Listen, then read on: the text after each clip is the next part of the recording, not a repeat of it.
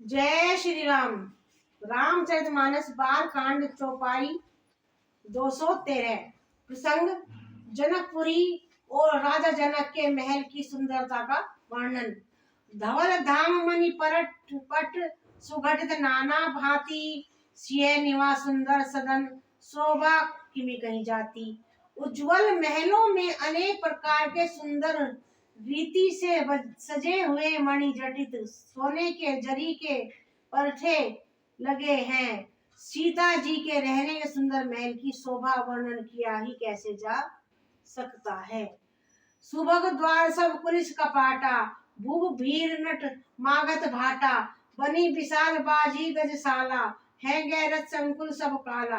राजमहल के सब दरवाजे सुंदर हैं जिनमें वज्र के मजबूत हीरों के चमकते हुए किवाड़ लगे हैं। वहां माथत राजाओं नटों मागधों और भाटों की भीड़ लगी रहती है। घोड़ों और हाथियों के लिए बहुत बड़ी बड़ी घुड़सालें और गौशालाएं हैं और जो सब समय घोड़े हाथी और रथों से भरी रहती है।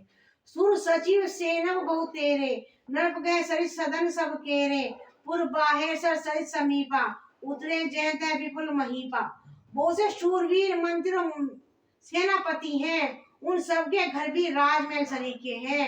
नगर के बाहर तालाब और नदी के निकट जहाँ तहाँ बहुत से राज लोग उतरे हैं। देखी अनूप एक अमराई सब सुपा सब भांति सुहाई कौशिक कहे मोर मन माना यहाँ रही रघुवीर सुजाना। वहां आमों का एक अनुपम बाग देखकर जहाँ सब प्रकार के सुगीते थे और सब तरह से सुहावना था। विश्वामित्र जी ने कहा, हे सुजान रघुवीर मेरा मन कहता है कि यहाँ रहा जाए। भले ही नाथ कहीं कृपा निकेता उतरे दे मुनि बंद समेता। विश्वामित्र महामुनि आए समाचार मिथिलापति पाए। कृपा के धाम श्री रामचंद्र जी बहुत अच्छा कहकर वही मुनियों के समूह के साथ ठहर गए। मिथिलापति जनक जी ने जब यह समाचार पाया कि महामुनि विश्वामित्र आए हैं, बोल सियावर रामचंद्र की जय। जय श्री राम। चौपाई 214। संग सचिव सुचि भूरी भट्ट भूसर भरगुन ज्ञाति चले मिलन मनुनाय कहीं मुदित राव ए भांति। तब रवनी के पवित्र हृदय के ईमानदार स्वामी भक्त मंत्री बहुत से योद्धा श्रेष्ठ ब्राह्मण गुरु शतानंद जी और अपनी जाति के श्रेष्ठ लोगों को साथ लिया और इस प्रकार प्रसन्नता के साथ राजा मुनियों के स्वामी विश्वामित्र जी से मिलने चले। कीन प्रणाम चले धरि माथा दीनी असीस मुदित मणि नाथा विप्र वृंद सब सादर बंदे जानी भाग्य बढ़ राव आनंदे। राजा ने मुनि के चरणों पर मस्तक रखकर प्रणाम किया। मुनियों के स्वामी विश्वामित्र जी ने प्रसन्न होकर आशीर्वाद दिया। फिर सारी ब्राह्मण मंडली की आदर सहित प्रणाम किया और अपना बड़ा भाग्य जानकर राजा आनंदित हुए। कुशल प्रसन्न कहीं 12 विश्वामित्र ने वहीं बैठारा तेई अवसर आए दो भाई गए रहे देखन फुलवाई।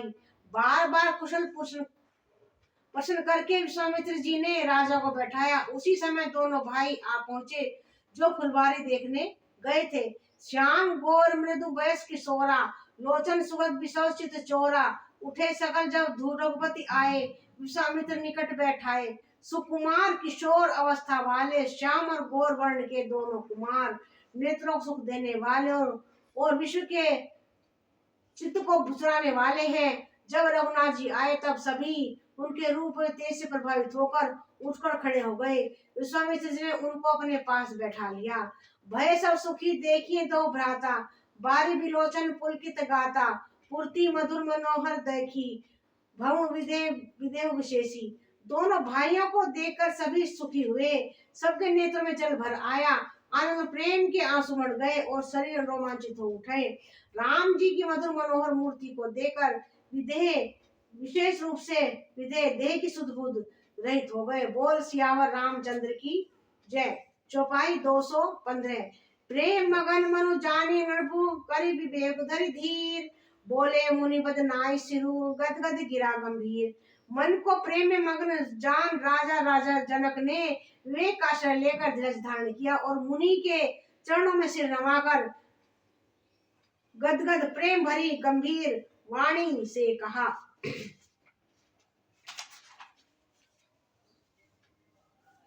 कहूँ नाथ सुंदर दो बालक, मुनि कुल तिलक की नृप कुल पालक। ब्रह्म जो निगम नियति कही गावा, वह वेद धरि की सोई पावा। हे नाथ, कही दोनों सुंदर बालक मुनि कुल के आभूषण हैं, या किसी राजवंश के, अथवा जिसका नेत्रों ने वेदों ने नेति कहकर के गान गाया है। कहीं वे ब्रह्मा तो मुगल युगल रूप धरकर नहीं आया, सहज विराग रूप मनु मोरा। चकित हो जिमि चंद चकोरा, ताते प्रभु पूछा सती भाऊ। कहूँ नाथ जनि कहूँ दुराऊ। मेरा मन जो स्वभाव से ही वैराग्य रूप बना हुआ है, इन्हें देखकर इस तरह मुग्ध हो रहा है, जय चंद्रमा को देखकर चकोर है प्रभु। इसलिए मैं आपसे सत्य भाव से पूछता हूँ, हे नाथ बताइए, छिपाओ न कीजिए। यही विलोकत अति अनुरागा, बस ब्रह्म सुख ही मन त्यागा। कह मुनि बिहसी कहे नवनीका, वचन तुम्हारे हो अलीका। इनको देखते ही अत्यंत प्रेम के वश होकर मेरे मन में जबरदस्ती ब्रह्म सुख को त्याग दिया है। मुनि ने हंसकर कहा, हे राजन, आपने ठीक कहा, आपका वचन मिथ्या नहीं हो सकता। ये प्रिय सभई जहां लगी प्राणी, मन मुस्कान रामू सुनी बानी। रघुकुल मणि दशरथ के जाए, ममित लागे नरेश पधाए। जगत में जहां तक जितने प्राणी हैं सभी को प्रिय है।